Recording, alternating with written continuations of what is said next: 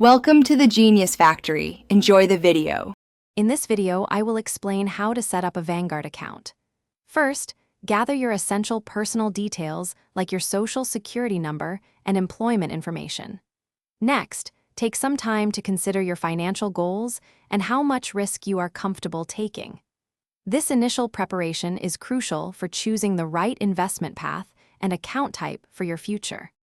Once your information is ready, select the specific Vanguard account that best fits your needs, whether it's a Roth IRA, traditional IRA, or a general brokerage account.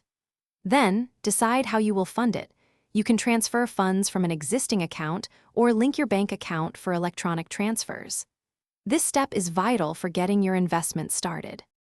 With your account funded, it's time to choose your investments.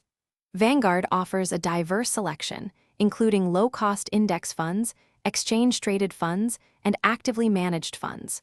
Consider your risk tolerance and investment horizon when making selections. Many investors opt for broad market index funds for their simplicity and diversification. Make sure your choices align with your long-term financial objectives. Finally, confirm your account setup and initial investments. Then consider setting up automatic contributions to help your money grow consistently over time.